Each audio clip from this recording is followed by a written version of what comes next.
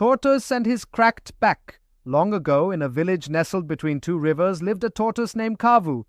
Kavu was known far and wide for one thing: his beautiful, smooth, unbroken shell. It gleamed like polished stone in the sun, and he was proud, too proud. He believed his shell made him better than every other animal. He would often boast, "Look at me. No scratches, no cracks, I'm perfect."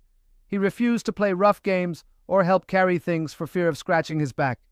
One day the Sky Kingdom invited all animals to a grand feast in the clouds. A kind bird offered to carry Kavu on her back but warned him, "The flight is bumpy, hold tight." He agreed, but only after demanding, "Promise me nothing will happen to my shell." Up in the sky, surrounded by roasted fruits and sweet-smelling winds, Kavu became greedy. He stuffed himself with food, hoarded fruits into a sack, and even demanded the Sky King give him extra to take home. The Sky King frowned. "You've had enough, Tortoise. Don't let greed make you fall." But Kavu wouldn't listen. He tried to sneak more fruit into his sack and slipped. The bird couldn't catch him in time, fell from the sky like a stone. Crack! His shell shattered into pieces when he hit the earth. The forest animals gathered around. They gasped.